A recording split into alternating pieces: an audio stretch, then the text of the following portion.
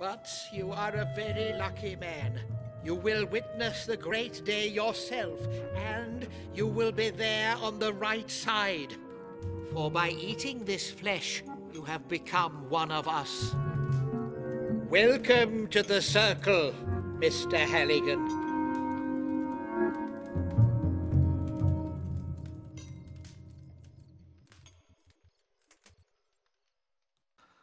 Now luckily, as you'll remember, Halligan prepared some backup, and it's time for Melanie to show up. Cue the theme.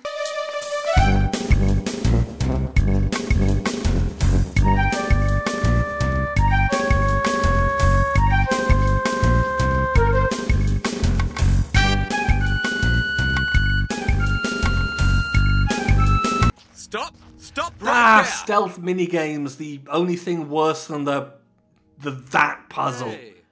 Well, let's try that again, and this time try not to suck at it. Not least because every time you fail, and you will fail because it's really not clear what you're meant to do, you have to go through a really long cutscene before being allowed to reload a save.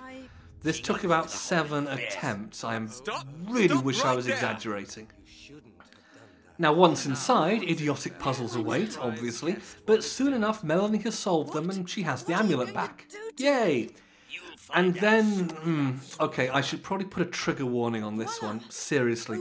If you have any love for drama, for animation, for the basic nature of thrillers, then you may find the following sequence disturbingly funny.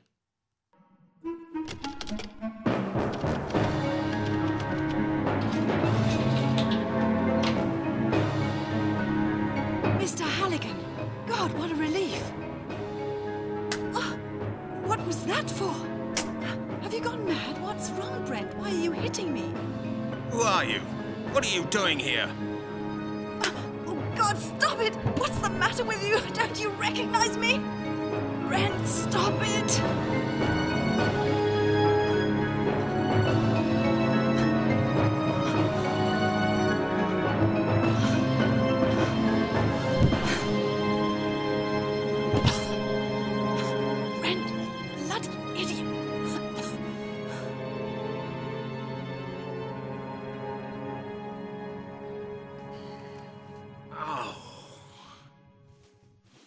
Well, that was the easiest counter-brainwashing ever. But how will our heroes escape this terrible place, the heart of the evil Druid Empire, the sinister puppet masters who control the entire world, surrounded by guards? I swear, I have not edited this at all. What's going on in there? Open the door! Open it at once! The guards, Brent, they're at the door. We have to leave. Open the door! Jack, get the key! Yeah, Melanie, I think you're right. We really should get out of here. And we should do it now. We made it. Yes, thank God. Well, it seems like we now have everything that we need to stop the evil Druids, but there's another CD of this game left to go, so it's probably going to take a little bit longer. The next puzzle involves translating a Druidic parchment and is far too boring to even bother recapping, especially when it's full of nonsense like this. Gate of the Worlds? What's that supposed to be? You know, Mr. Halligan, the Celts did not regard reality and time as insurmountable facts. On the contrary, they regarded them as illusions, which man's laziness and ignorance made him incapable of overcoming. Celtic shrines were always special places that allowed them to leave the normality of everyday reality. Celtic myths claim that 12 Bridges has been a consecrated site for millennia. A place where the body can step over into another time. Now I will, however, give Mystery of the Druids one tiny point, for suggesting that now that the group has the medallion, they simply melt it to keep it out of the baddie's reach. Not enough heroes are willing to cut the Gordian knot in that way, and while there is a reason why it's not going to work here, I really like that Halligan is smart to bring it up. It now loses that point, along with 50,000 more, for this puzzle, in which you need a small piece of wire to trigger a car alarm, and you have to find it in the pixel bitchiest pixel in the entire sordid bloody history of pixel bitching. Even if you know it's somewhere on this screen, good luck spotting it. Need a hint? It's there. God damn you, Mystery of the Druids. Anyway, to finish our research, we need one final piece, a book called Celtic Orthographic Systems. I mean, of course, Old Celtic Alphabets. I mean the Celtic literary system. You know, I'm starting to think this isn't a very good game. Here's the book you asked for. Anyway, with this yes. we have everything that we need to Excellent. get to the heart of the Thank you, Druids' Mr. plans, Halligan. unless, Well, of did you have course, any they difficulties with decide Mrs. to use Owen? some of their magic to try and blow us up from space. What's going on out there? What is it? What's happening? Leave me! Get out of the danger zone! Here, take the parchment and go! Come along, Mr. Blake. Let's get out of here. You get out of here. I'll follow you.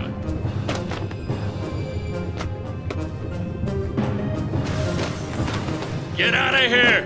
Quickly, run!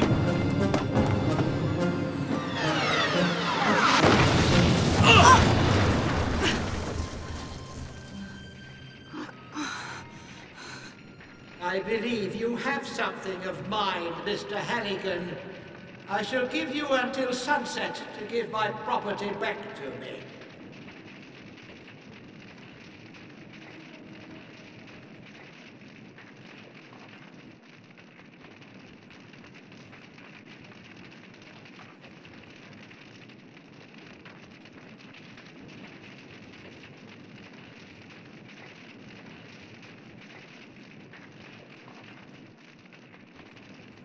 Oh, God! Mr. Blake! I have to go back and get him out of there. Are you crazy? Don't go. It's pointless. You can't help him anymore. He's dead. Yeah, you're right. Oh, my God, what an inferno. Let's get out of here, Melanie. Otherwise, we'll be next. Well, that certainly shits on our chips. So now what? The villain has unstoppable magic power, all of our allies in high places have gone, and we can't even go back to the yard because Sinclair has too many friends in high places and we'd at least get suspended and probably arrested if we tried. Well, clearly the only sensible option is to go back in time and stop him while he was still a mewling baby overlord. Yes, we're going back in time. This game just became the Terminator of the Druids, and the only thing standing in our way is this completely intact bridge. Oh, come on, you could drive a car across that. You're fine. Fortunately, with that little bit of stupidity out of the way, all that's left is for Melanie to do her impression of a Doctor Who companion, and for her and Brent to go back in time!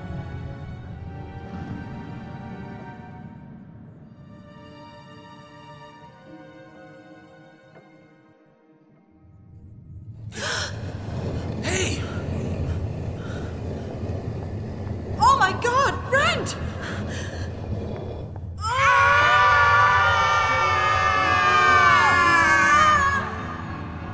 So, how are you holding up? Because I'm a potato.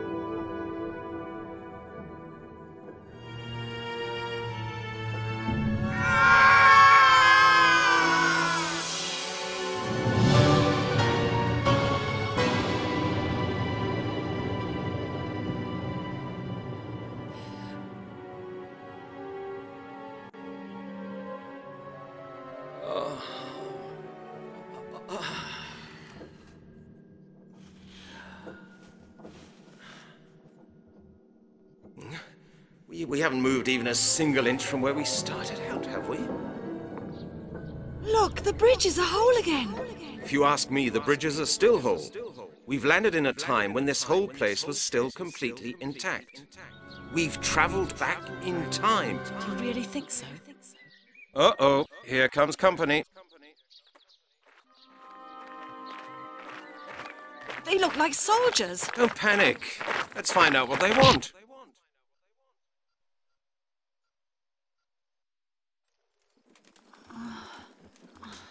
This would incidentally have been a much bigger reveal if the game's two data CDs hadn't been called The Present and The Past. Well, thankfully this half of the game is a good deal shorter than the first half and largely made up of puzzles that we can just describe as this shit and that shit and more shit over here, and none of it is worth caring about for even a moment. Just for a flavour of what I had to put up with though, Melanie wakes up from having been knocked out by soldiers to find herself trapped in a kitchen, of course, serving a couple of soldiers who think she's a Danish spy and want her to cook for them. This is Melanie's first puzzle in the past, and I think we can sum it up pretty well with this scene of her pouring a bowl of boiling water down her pants to go and make someone a love potion.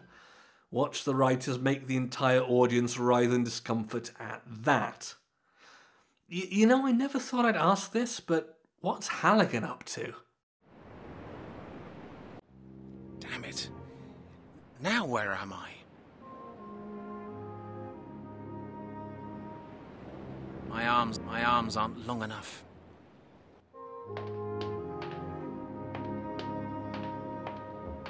So you are the stranger who came to us through the Gate of the Worlds. We meet at last. I am very pleased to see you. Oh yes? I can't say the feeling's mutual. I want to get out of here.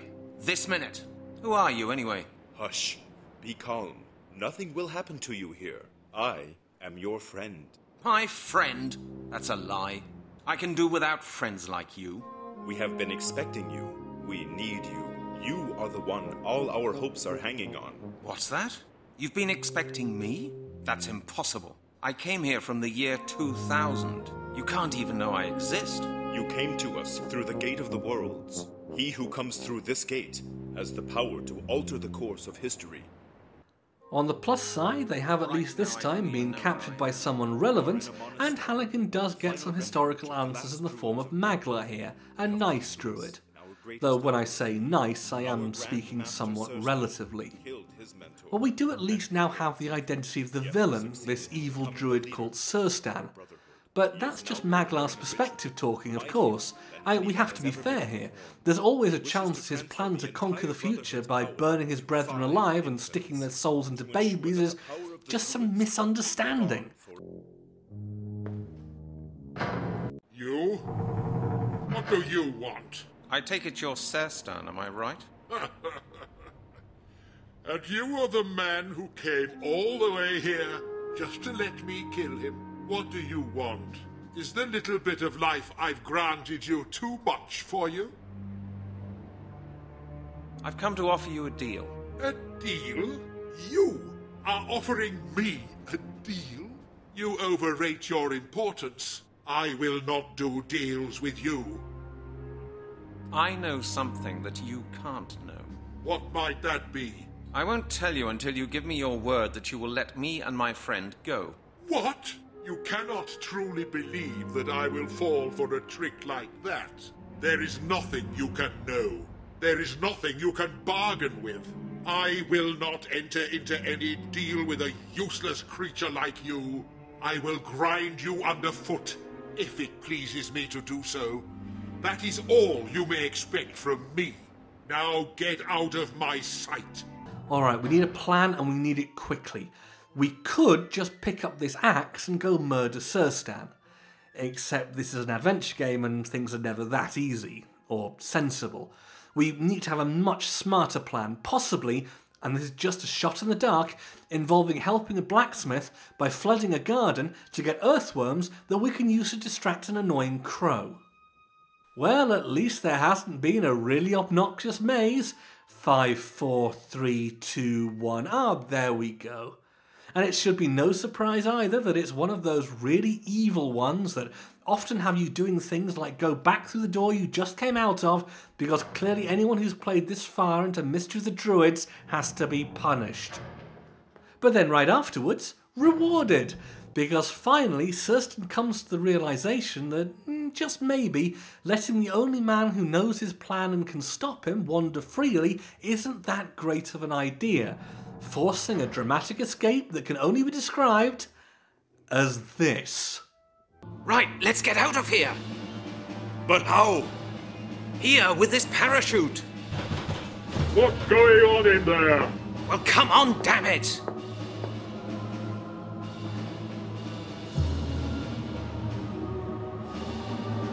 We will fall to our death. But we've got no alternative but to jump. Now hold on.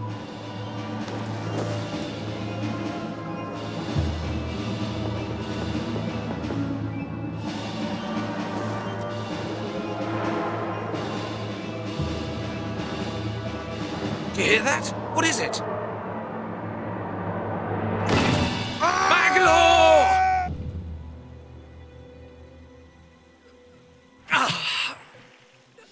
Now, unfortunately for us, Maglor isn't doing so great, and unfortunately for him, I don't care even a little bit. But surely, if you can hear his words over the sound of the suddenly obnoxiously loud background music, he has some, maybe, druidic secret that you can use. What's that? He does! He wants you to bring him some mistletoe. Wait, he wants a kiss? No, wait. It will, he claims, cure his serious injuries, and then he dies of them. Weird to just sort of bring that up out of nowhere. Anyway, it's time to end this turkey. To perform his ritual, Surston requires a magic staff from these 2 temples, which he hasn't already gone and brought into his sanctuary because... reasons. And I think we all know what temples and adventure games mean. Shall we fast forward through this bit? Yes, we shall. To cut a long, very boring sequence short, all we need to collect are the various elements: earth, fire, air, water.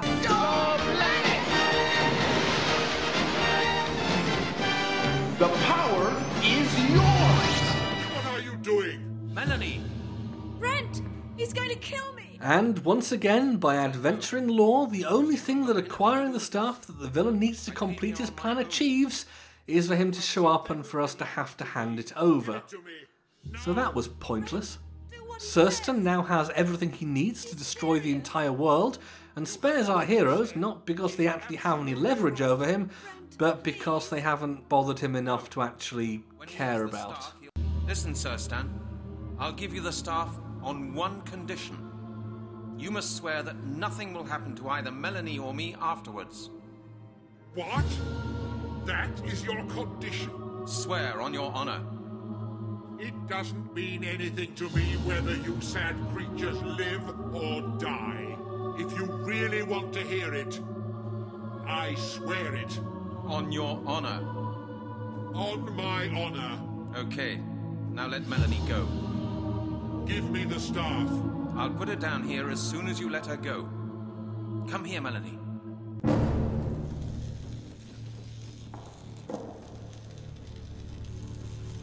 Now our fates will be sealed. The ritual may begin. But first, I will take care of you 2. You miserable fools! Ha! Ha! Ha! Ha!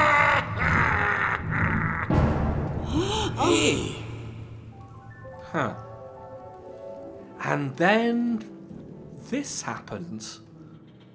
The hourglass ran out of sand, even though at no point were we told that that would happen? Huh. Well, with absolutely nothing apparently achieved in the past then, it looks like our only hope is to get from Glastonbury to Stonehenge before Lord Sinclair can complete the ritual started in the past. And since I'm guessing Halligan is now out of gas, it looks like we have to run there.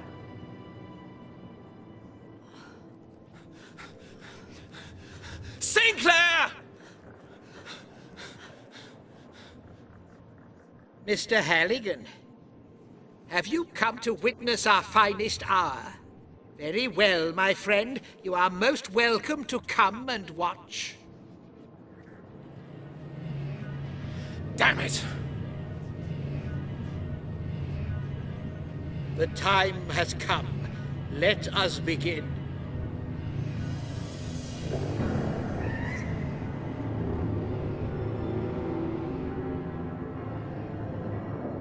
Okay, now you're probably wondering what our hero is going to do now. Now, I'll give a little bit away.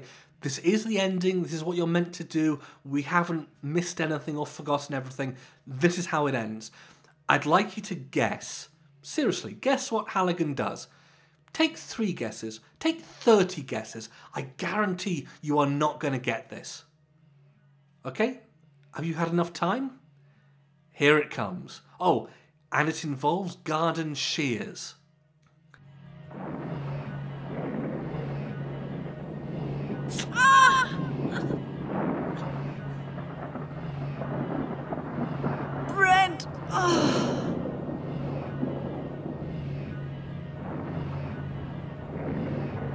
Sestan! The vow is broken! I am calling all of the bullshit on this. All of it. Even if we accept that the basic idea is solid, and it so isn't, what kind of hero gives up the chance to self-sacrifice by stabbing his love interest? At what point did Sestan ever come across as a guy with honour who might care about this? Hint, not the part where he tries to kill them anyway. When did evil druidic magic come to be predicated on its practitioner's accordance with the pinky swear? God damn you, Halligan, you are the worst hero ever. If reincarnation exists, you are coming back as a tequila worm. No!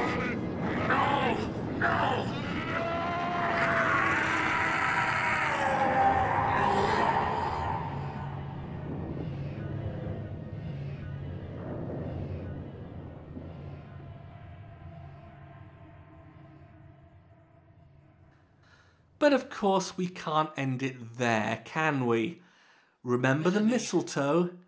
Yes, it's time for one more bit of random druidic magic to save the day. Yes, they've gone. Despite it utterly failing last time, Halligan not being a druid, not knowing if it should be applied to the wound, mulched up into a paste, taken with words or taken as a suppository, it's all okay, because apparently just slapping mistletoe onto a fatal stab wound is enough to cure anything.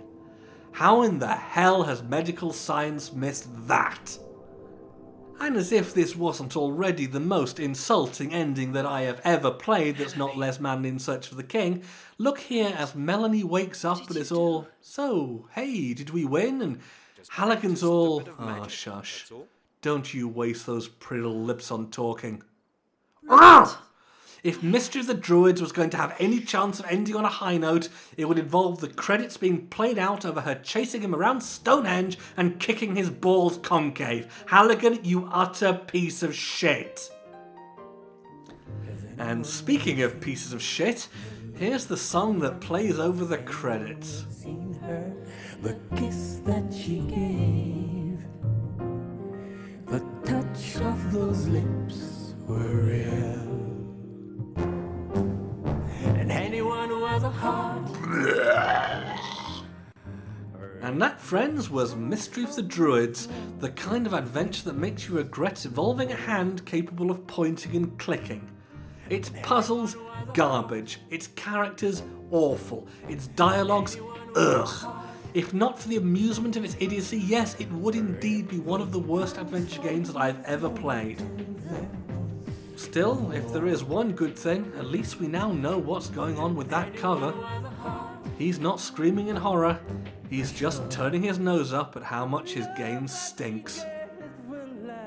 If only we'd taken the hint.